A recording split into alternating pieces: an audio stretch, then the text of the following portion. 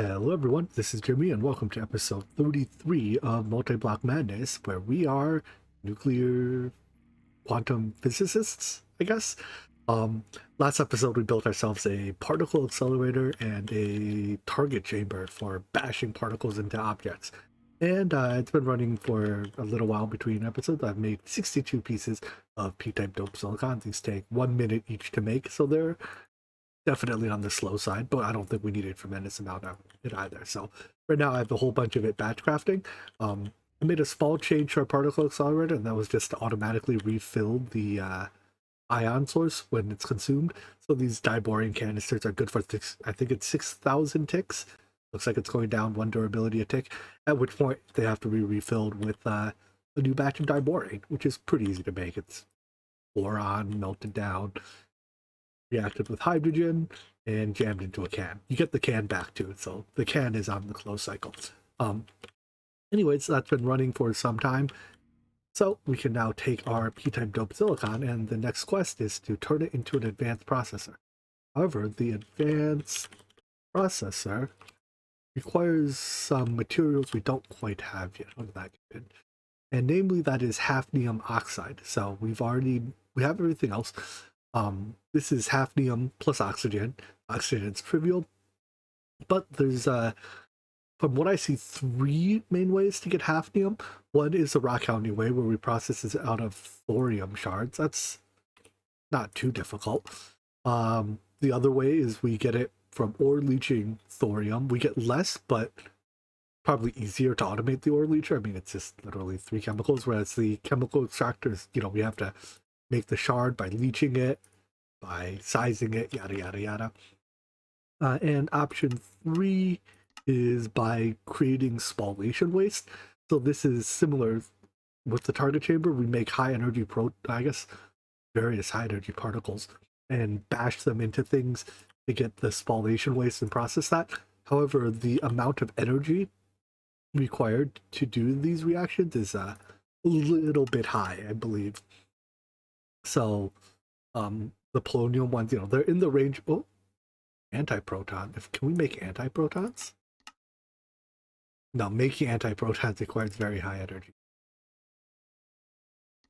Yeah, okay. So that's kind of our problem. These reactions require very high energy, and in order to get into the giga electron volt range, we need a bigger accelerator. So I think I'm gonna go ahead and set up our ore leacher to make this. I have boatloads of thorium from our void miner, right? And while I don't really need these things, having a passive source of hafnium I think might be useful. I think there's a fair number of recipes that use hafnium oxide going forward. Our ore leacher builds up on previous infrastructure as well, because the sulfuric acid and nitric acid that go into it, we produce elsewhere. All we have to do to finish it is make hydrochloric acid, and that's a trivial hydrogen chlorine operation, which both come from mechanism processes elsewhere. So that makes hydrochloric acid, gets sent here. The sulfuric acid comes in as a gas, but the really nice nuclear craft, I guess quantum Minecraft dynamics technically, but the machine can convert one to the other. So yeah, that makes our hafnium for us. Now it's only 1 per 20, so it's pretty low yield, but it's also extremely fast, and we have tons of ore.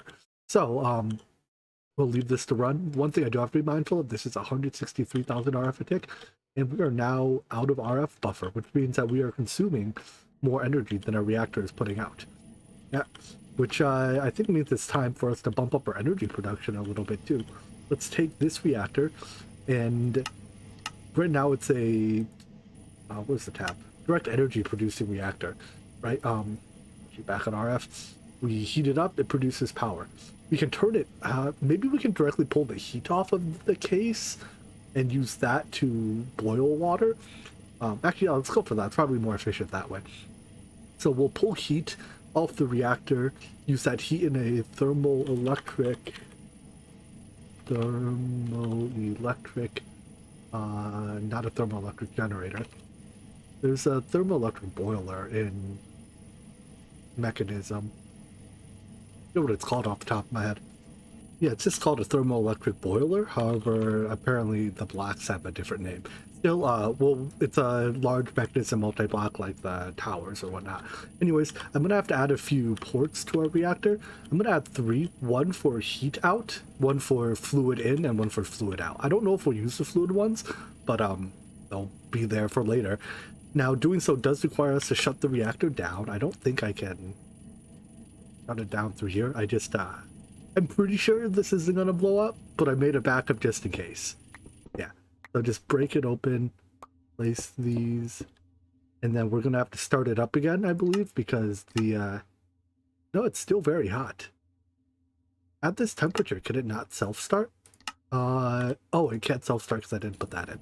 There we go. It can restart itself. I didn't have to shoot it with the laser again, but you still have to put the whole ROM in to start it.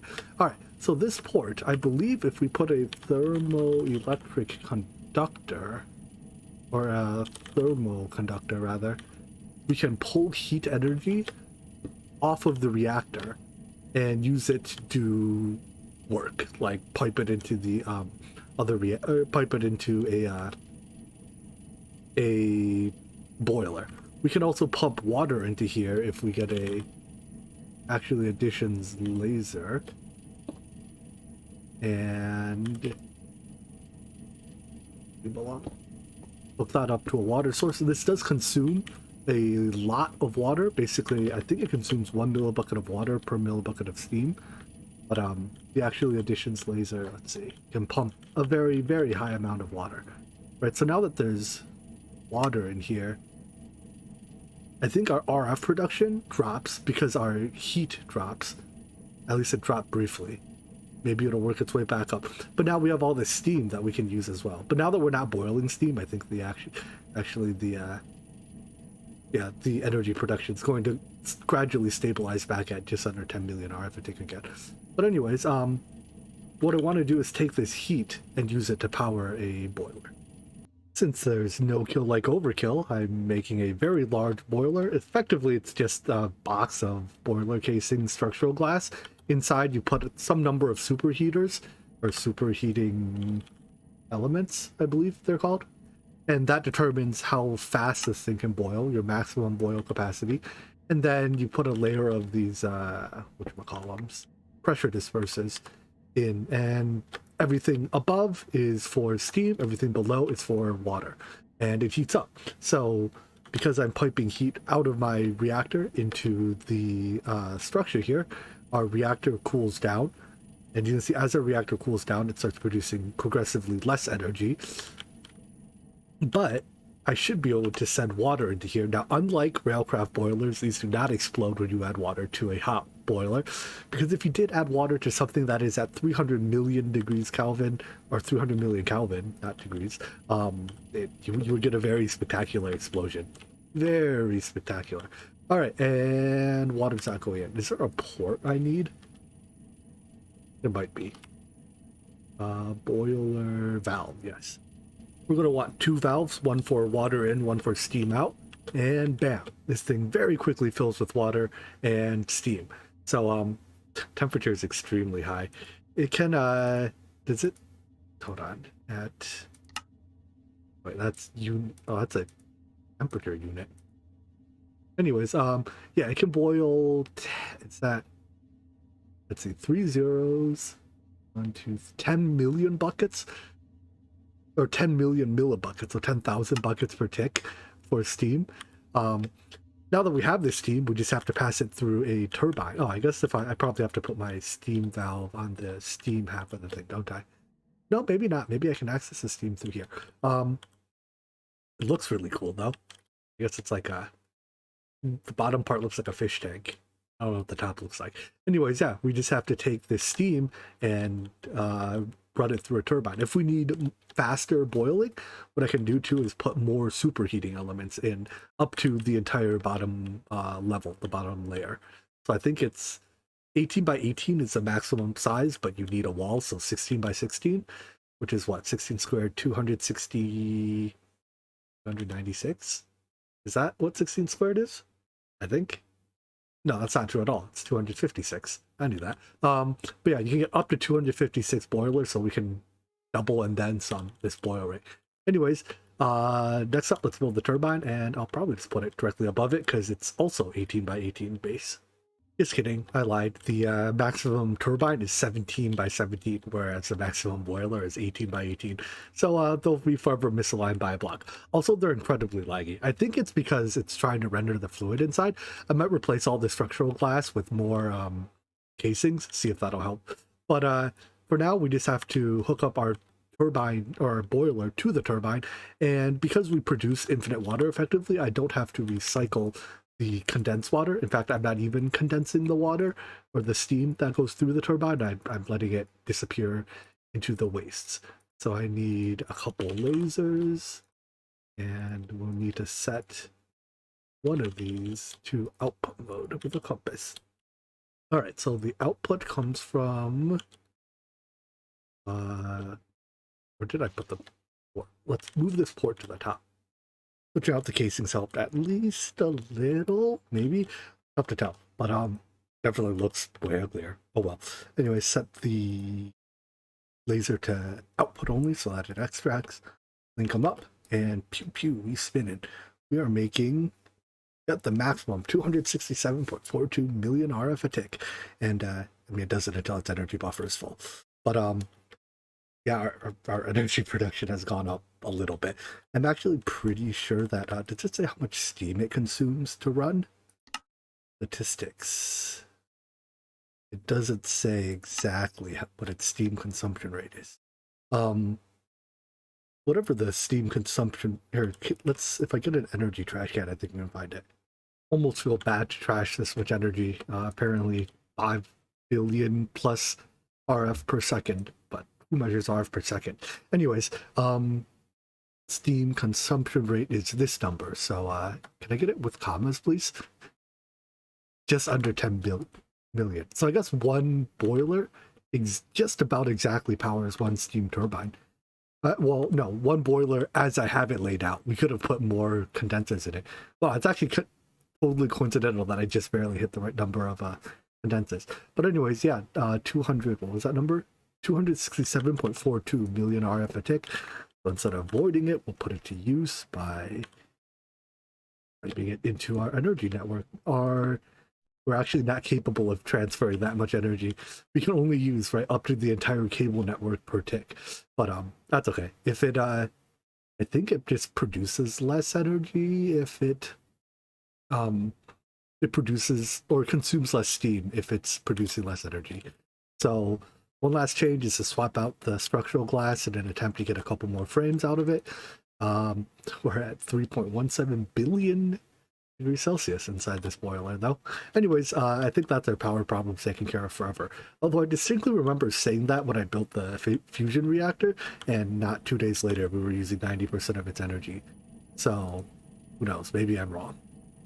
And we're also not even using much of its of the fusion reactor's heat output, because if we use as much heat as we can pull off, we get this number of RF per tick, I believe. Closed on up and good to go, I think. As long as I'm looking this way, our frame rate's like 30-ish. That's 70. Ooh, big numbers. But if I come to this part of the base, it drops to 20 something. A little bit of me is honestly tempted to just tear this all down and give myself a creative energy cell, because the practical difference between a creative energy cell and all these blocks is that this cost me like 10 frames and the creative energy cell does not, but that's kind of still a little bit cheating, right? We'll see. If it gets really bad, I'll do it. Anyways, let's get back to our fancy quantum stuff. So we are now needing to make the advanced processor. We've been processing hafnium for some time, and we have 400 pieces. That's plenty for now. For now, let's just make a single one of these processors, complete the quest, and see where that leads us. How long does it take? 300 takes, but that could sped up a lot. Oh, I know. We gotta put upgrades in my fluid infuser. And that would make that step take quite a little while. I also forgot to put oxygen in the fluid infuser. That would make it take literally forever. This quest reward gives us a choice of one of the helmets. No, I don't care for that. I need my chest to give away step assist. I don't know. It really doesn't matter. Give me the legs. And it also gives us 2 accelerating barrels. Sure. I'm probably not going to bother with the armor. All right. So next step, ooh, we have a lot of options now. Let's strontium. These are to make positrons. Let me take a look at some of these and figure out which one I want to make next. I guess we can tackle the low-hanging fruit quests first. So that's making some more of these detectors. We haven't used detectors yet, but when we get around to needing them, we'll be happy to have these good ones. These are just like the tier 2 detectors before we had the tier 1 ones. Practically, it's just the tier 1 detector is what, like 15% efficiency for being within 2 blocks. The tier 2 one is 20% efficiency for being within 2 blocks. So we just get, a greater efficiency boost. There's these. That one's more expensive, so I'll claim that. All right, now in terms of functional progression, while I'm sure we'll need positron soon, I'll hold off on making that. Let's set up the synchrotron.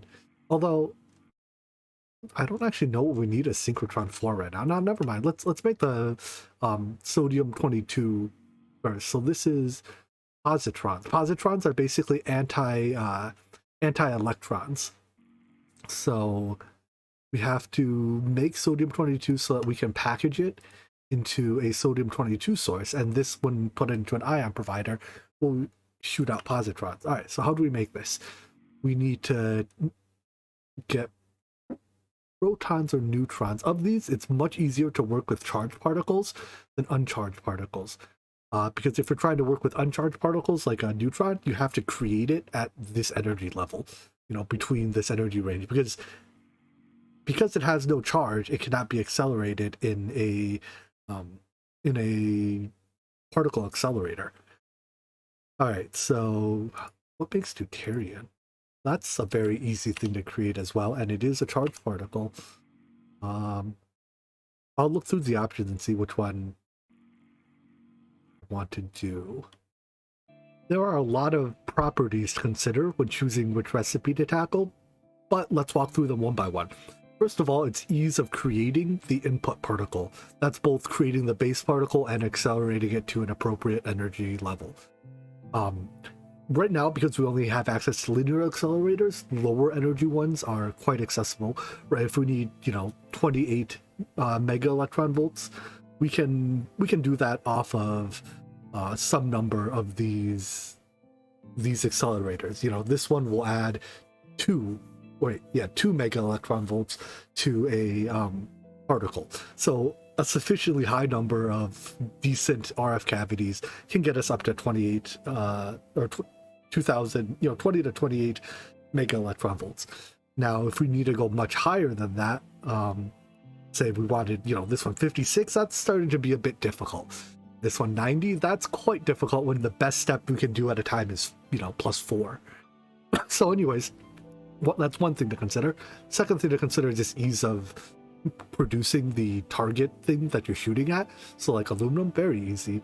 Sodium, probably quite easy. I suspect there's an easy way to get sodium. Maybe. Salt, right? No. I don't know. I suspect sodium's pretty easy to get. Magnesium, probably more difficult. But anyways, the other important thing to consider is the output particles. So remember how I mentioned before that neutrons, you kind of have to use them as you get them, right? You can't accelerate them, you can't do stuff with them. Because of that, we want to produce neutrons that are inherently useful in the future. And conveniently enough, there's another quest right here to make strontium that needs neutrons. So strontium is made in a target chamber by blasting neutrons at zirconium or yttrium. I think the zirconium one is easier. It's both lesser energy and zirconium is plentiful. We have, hundreds of thousands of it. All right, so then we need to specifically make neutrons that are 15 to 20 mega electron volts. Remember that. That means that in the process of making sodium-22, we want to output neutrons in that energy range. So how do we know how much energy is output? Well, JEI kind of tells us, not in the tooltip here, but let's take this, actually let's pick one we might reasonably do. Let's take this recipe, for example. The input energy is 40 to 50 mega electron volts. Let's just take the 40 for the example, right? So we send in 40 mega electron volts of energy per particle. 21.5 mega electron volts of that is lost in the reaction. That's, expended, gone forever. So that reduces us down to, what is this, 18.5 mega electron volts of energy. That is divided evenly among all outputs. So we output 3 particles, which means that 18.5 divided by 3 is like 6.2, just about 6.17 mega electron volts. And that is the energy that each of these particles will have. Specifically, that's the energy the neutron will have. Well, notice that 6.17 is noticeably less than 15, and we can't increase it. Even if we were to input a 50 mega electron volt proton, our output neutron would be too weak. So we can perhaps rule out that possibility. But if we take a look at this recipe here, so with 17 through 28 mega electron volts, if we were to input 28, right, we target the high side as an input, 28, we lose 12.4 of it in the reaction. That is 28 minus 12.4 is 15.6. 15.6 mega electron volts. Oh, but we have 2 neutrons output. That means the energy is split. Shoot, never mind. That's not going to work. Basically, right, the remaining, what did I say, 15.6 mega electron volts, if that was all in one particle, great, we done it. We're in good shape. Unfortunately, because we output 2 neutrons, each neutron has half of that, so that doesn't work either. Time to find something else. All right, I'm sure it's possible to find a recipe here that does what we want it to do. That's too many neutrons. Those don't output neutrons. Huh. Is this one it? 3 particles. I don't know. Let me do some maths. Of our 6 pages of options, there's exactly 1 recipe that can output a neutron that has the right energy range. Well, that's excluding the ones that input a neutron. So I guess we don't actually have a full 6 pages of it, recipes. But that's this one. So if we input a deuterium with between 42.4 and 54.4 mega electron volts of energy, our output neutron will be between 15 and 20 mega electron volts, and that's exactly what we want. We get another deuterium out that we probably just toss, unless we have some other use for it. All right, so then we need to make deuterions in that energy range and sodium. So first of all, I have to actually figure out how to make sodium. I don't just have sodium, do I? Sodium. No, I don't. What I do have, though, is a electrolyzer making sodium from brine, and I have this long gas pipe, which conveniently has room right here for me to drop off an ingot former. What channel am I on? Brown? Insert brown, liquid sodium, and then we can give it its upgrades, and that'll turn it into sodium ingots. Very good. So now that we have ingots, I can drop them off into a drawer and do the usual with it, put a storage bus on it. Do I have a channel free here? Let's check. Aha, I do. As I was going to get a deuterium sample to set up our deuterium source, I noticed our reactor seems to have shut down. What's the issue here? It is completely cooled. Wait. Still producing energy. Maybe it hasn't cooled down. No, it's cooling down. It just recently shut down. All right, what is wrong with my reactor? I am out of tritium. Why am I out of tritium? We shouldn't be out of tritium. You are making deuterium. Good. You are making tritium? No, you are making DT fuel. You are making tritium. Ah, there's a distinct lack of tritium. What happened? Oh, my solar neutron activators can't see the sun because I built my, dang it, 1 block off. All right, let's move our solar neutron activators by a block. All right, back in business. I've got fuel injected into this thing again. Let's give it a whole realm, and it looks like it's cooled down far enough that it won't start itself. Yeah, it's already at 400 some degrees. But I have a fully charged laser here, so pew. It didn't do the pewing, but it did start it up. It meant I tried to only fire one of them. It stores 2 laser beams. Tried to only fire one of them, but whatever, in case I mess it up again and it cools down. But there we go. We are once again generating. And that means you are once again doing your thing. You are once again doing your thing, and there's nothing to worry about. All right. Yeah, problem solved. I'm glad I caught it, actually. I probably caught it right as it happened. Like, right as our tritium stores ran out. Cold starting this base. I mean, I guess it wouldn't be a true cold start. We have the laser energy still saved. Yeah, it's fine. All right, anyways, what was I doing? I was getting our deuterium sample so that I could set up a deuterium source. So that just needs a, let's see, that's a deuterium canister. It's a fluid infuser. Look at that, I have one. So get a fluid infuser, stock it with deuterium. We can take advantage of the magical gas to fluid conversion that nuclear craft machines are capable of. You nuclear craft. Very good. And since canisters are used in a closed cycle, like when the canister is used up, we get the can itself back. We just have to, like, we only have to supply it with canisters once. Now let's build our particle accelerator. So it's basically one of these accelerators, except now we have to go all the way up to, what was the minimum? I think it was like 44.2 mega electron volts. That's going to be a bit longer of an accelerator, right? This one's going up to what? 700 kilo electron volts. So it's almost a factor of 100 more energy. Maybe that's high enough that it calls for the synchrotron. There's difficulty getting energy of particle above 20. Yeah, maybe 40.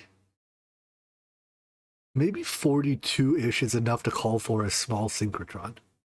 Although we have to get to 5 with a linear accelerator and then do the rest in a synchrotron. I'm not sure if, like, this is probably right about the threshold where you can do A or B. But since the quest book mentions 20, let's set up a small synchrotron to get our deuterium up to 44. I have a feeling we'll be building a lot of things that require cooling later, so I want to make a centralized cooling station, per se, that will, produce our liquid helium for us. So I'm going to prime the system with a large amount of helium, dump it all in there.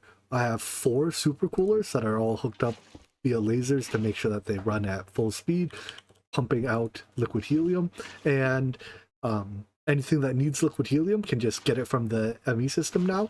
Anything that produces helium will have it end up getting dumped in here if they pipe it into a ME fluid interface. So this here will act as our central helium liquefying station. It uses a lot of energy. Ooh, wait. 1.3 million RF. I thought these were a lot less than that. Why was my other supercooler only saying like 200k? Didn't this one only say 200 something thousand? This is only, oh, because it's not running at full speed. I think it is processing liquid helium.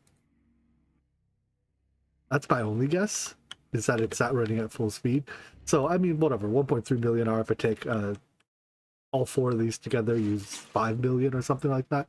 Wait, no, that one's only 130,000. Maybe the amount.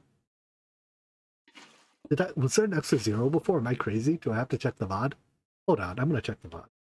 Yeah, the machine definitely said 1.3 million or 1300 k RF a tick while it was running. Maybe that was just because it was running like with full fluid in it. Okay, so I guess if it's only sipping on helium, it uses less energy. But when it's running full blast, it does use the full 1.3 million. Whatever, 4 times 1.3 million is like 5.2 million. We successfully used up 2% of our turbine's power generation. Anyways, now back to the accelerator. So this is a accelerator that this design here should, generally speaking, be reusable for anything that, for priming any synchrotron. So as the quest says, synchrotrons require a minimum of 5 mega electron volts to have, 5 mega electron volts to start, and the ion source that cannot have ion sources, which means that the ion source has to come from a linear accelerator. So we have an ion source here spitting out deuterium. This reactor is, excuse me, 5.5 megavolts, which comes out to 5.5 mega electron volts, just over 5. It has plenty of focus, and yeah, that's it. Its coolant comes, as I mentioned, directly through the ME system, and the output goes into the fluid interface. The fluid interface that's taking in the helium on that side is partitioned, so if I accidentally leak water into my ME system, it doesn't go there and jam everything up and cause everything to melt. So this reactor is just barely heat negative again, but that's like the perfect design, right? In an ideal world, you are just barely heat negative. Even while it's off, it sips on coolant to keep the thing down at, whatever, down at 4 Kelvin. And that's acceptable. So, yeah, it uses 10 millibuckets per tick of coolant. That's actually a lot. Wow, just for this? My one supercooler only makes 32 when running at full blast. All right, whatever. But I think we're ready to turn this on now. So turning it on doesn't actually do anything right now because we don't have anything hooked up to the output, right? The output is just an ion beam or a particle beam. But I just want to turn it on, make sure it's not going to melt down or anything.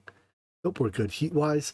So yeah, we're outputting deuterium, or deuterium. I'm gonna call it deuterium. Particles with those stats. Next, we have to pump this into a synchrotron to get it up to 40 something mega electron volts. So synchrotron is square shaped. There's some information about how to build it here. I don't think we need a particularly big one for now. I've discovered that for particle accelerators, and actually probably all of QMD's multi-blocks, the glass and casings are fully interchangeable, not just on the non-edge blocks. So, or non-edge blocks, like the reactor, the glass blocks cannot go on the edges. They can on these accelerators, which I think makes them a little bit easier to visualize. Anyways, the synchrotron is a circular-ish, I guess, cube. Yeah, it is. Well, the base has to be square. So I'll start by laying out your beams, give it an input and an output, and then you have to put some magnets in to turn the particle beam. These, depending on what particle you're accelerating, will determine whether or not it's these magnets or the magnets on the straight runs that affect your energy output the most. There's a lot of words here, but effectively what these two paragraphs are saying is that for heavy particles, in this case, we're dealing with the heavy particle, right? We're dealing with at least it's a proton. I think it's a proton and a neutron. It's a deuterium, right? Yeah, so that's one proton, one neutron, which in particle physics is extremely heavy. On the light particles are like subatomic particle, well, are what do you even call them? Like things that the quarks and the muons and all those exotic particles and electrons count as light particles. But when dealing with heavy particles, it is the dipole strength that determines your synchrotron output. So by putting stronger or weaker magnets on the four corners, we can make a stronger or weaker synchrotron. In this case, we don't need an extremely strong one. There's a formula here. Yeah, I'm gonna try to figure out, like, there's a bunch of variables here, but I'm gonna try to figure out if I can calculate the output. The other way you can do it is just guess, and if you guess wrong, there's various ways you can relatively easily modify the output of your synchrotron. As long as you guess high, you can use redstone to tell it, hey, instead of giving me 100% output, give me 14/15 output. But I'm going to try to just get it right, and if I get it wrong, which I expect to, we'll solve it with redstone later.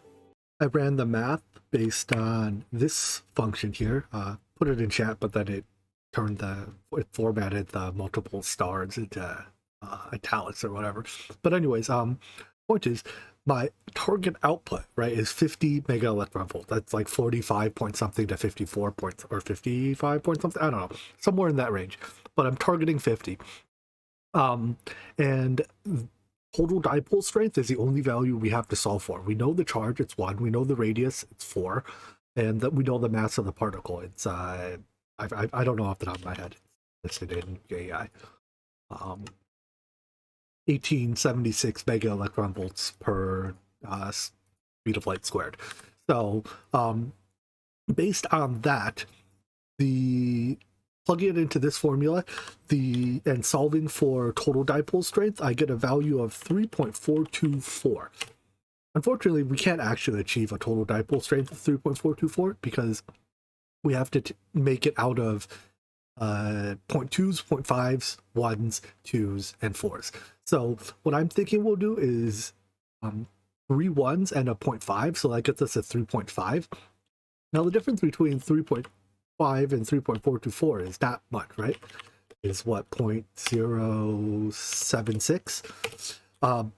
With this little a difference, the actual maximum output of our synchrotron here is not going to be the target 50 mega electron volt.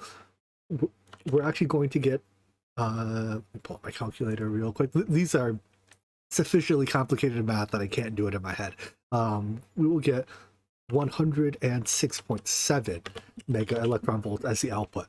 But because we overshoot, as long as you overshoot, you can ask for less, right? We can ask for, if we give it a redstone strength of, say, 7 times 7 over 15, I suspect that'll give us, let's see, divided by, 7 divided by 15 is 49.8 mega electron volts, and that is within our acceptable range.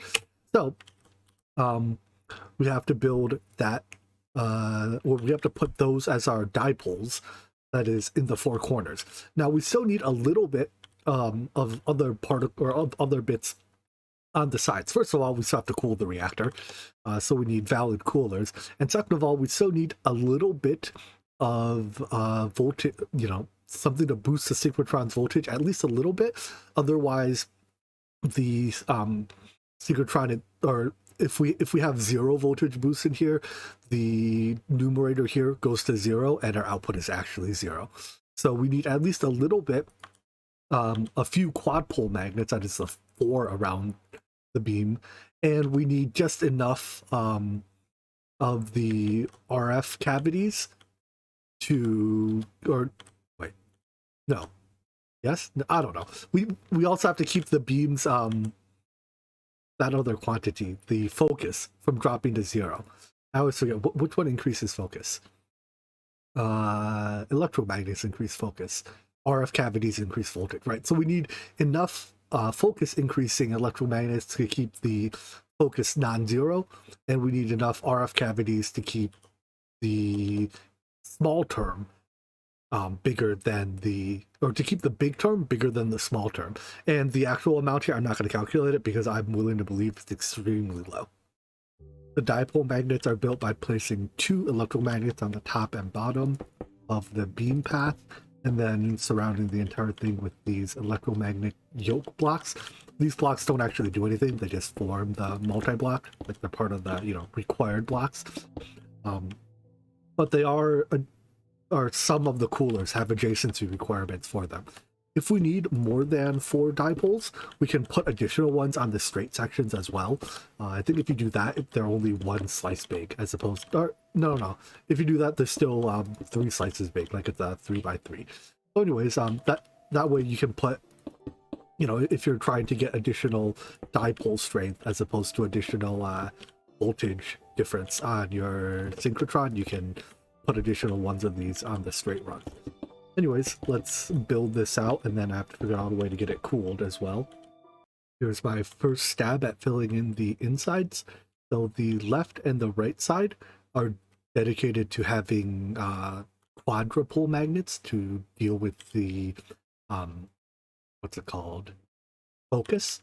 I went way overboard. I think instead of using the niobium tin ones here, I could have used copper and generated a lot less heat. This segment here at the bottom is for RF cavities, and the top one here is as much cooling as I can pack in. This basically 4 of the 5 slices are full cooling, and then the slice in between is the lowest tier magnet, so I could put more stuff, just to make all their coolers valid. And as a result, we are ever so slightly heat negative. Good. Again, this is, I'm pretty sure I put way too much functional components in, so I'm generating more heat than I need to. That's okay. Dipoles 4 at 3.5. All right, so I think if I just, now I have to give this a redstone signal with strength 7. What's the easiest way to do that? I guess probably a redstone writer. I can tell it exactly what strength to go for. So I've turned on my linear accelerator. This is creating deuterions and shooting them into here.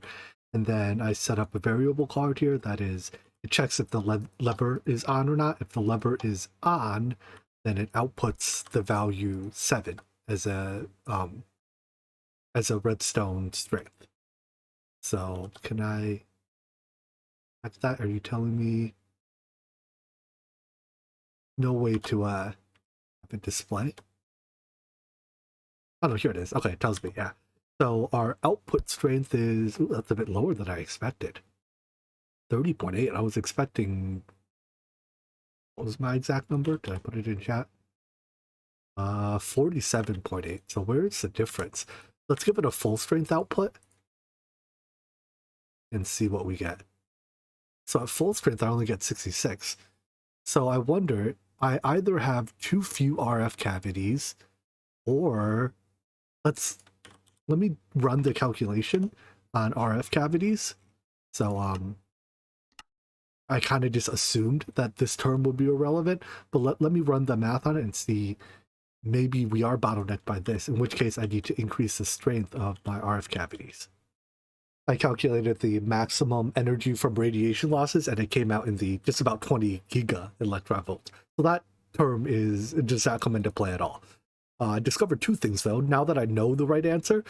First of all, its radius is measured in like the literal radius diameter divided by 2, which, I mean, it's a perfectly valid way to measure radius. That is literally how radius is measured. I'm just not used to counting that way in Minecraft. Like if this, this thing has diameter 9, right? So by extension in Minecraft it has radius 4 because the center block doesn't count. I don't know why I count it that way. I mean, no, that's not even how you count in Minecraft. I'm just making up excuses. Radius is 4.5, not 4. Secondly, when I was doing my math earlier, somehow 3.5 times 4.5 became 20 instead of 14. I don't know. This is what I get for not using calculators for basic arithmetic. When I see the small stuff, like the simple numbers, okay, I can do that in my head. And then it's when I start doing like square roots that we break out the calculator.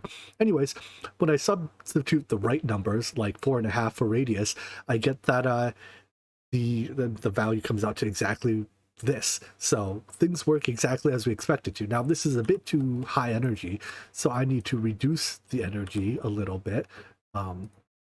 We don't want to output that. We want to output based on this value, and we don't want this value to be 7 anymore. Let me calculate what it should. Well, let's just guess and check. My gut says 12 is a good choice. Let's see if 12 is a fine choice. So we're now outputting signal strength of 12, which is giving us a particle of strength 52.9. I think that's within our acceptable range. Now that we have a particle beam of the right energy, we just built a particle chamber. This time I built a 5x5 particle chamber because we're going to have to fill the inside with something. But we don't need it quite yet. By dropping a sodium ingot in here, we're now bombarding the sodium with deuterons, and we will get lower energy output deuterons and output neutrons. But notice how the neutron output here is only 19 pu. First of all, it's 20.245 mega. Oh, that too much. That might be a hair too much. What we're making with that? Strontium, right?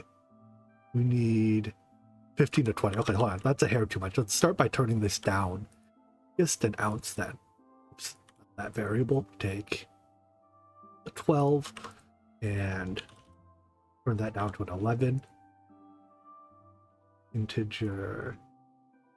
I wish we had the Draconic Evolution, what are they called? Potentiometers.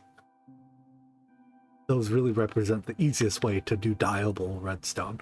But all right, so now this is slightly lower energy output, but it's that output is still in range for the sodium craft. It doesn't care.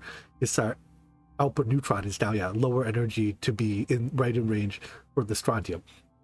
So we have two output ports now. Neutrons will come out this port, and the other ion, or the other particle, deuterons, will come out through here. Because we don't need those anymore, we just void them. In theory, we could like reprocess them and get them back into here by, re-accelerating them, but that's more trouble than just making new ones, in my opinion. I guess it's not that much trouble. We could loop it back into here and then have extra, forget it. It can be a task for the future if we care. But what we really care about are these neutron output, well, in addition to the sodium-22. But we're only getting, for 100 units in, we're getting 19 units out of neutrons. That's because our efficiency is low. So our chamber itself has 100% efficiency, but the recipe only has, I'm gonna guess, 19% cross-section. Yeah, that's why we're only getting 19 particles out. That means in order to get equal number of particles out as we have in, we need to bring our chamber efficiency up to a little over 500%. That's where these detectors come in. So now that we've made some of these, I think, yeah, so these are good detectors, and we have our wired chambers, also good detectors. Yeah. I'm going to fill in the inside with as many of these detectors as we can and try to get our efficiency up towards 500%. If it turns out we need a larger chamber for it, then I'll build a larger particle chamber. I can get so close to the 530-ish% we need, but to do that I need to make electromagnetic, and there's big words in there, but that requires, I mean, it's not that bad, it's just a little bit of chemistry. You know what? That's literally all it is. Let's do a little bit of chemistry to make these within 3 block detectors. I had to use some of the within 5s at the 3 block range because these are actually easier to make, but they cost me 5% efficiency each, and I use 8 of them, so I think I can get the last 40% by upgrading to these. All right, it'd be like 7 chemical reactors or something, but that's not too bad. Sorry, my bad. It's 8 chemical reactors. Actually, most of these aren't even chemical reactors, just 8 different machines. But inputs are lead, willemite, tungsten, and water, and then through a bunch of magical processes we get lead tungstate scintillators, which we attach to a storage bus, and we can now make these detectors. So if I make 8 of those, upgrade our chamber, we should get 100%, or 100% output. Oh look, it took me so long to build that all of our sodium got transformed too. Finally, 540%, so 5.4 times 19% is enough to be over 100.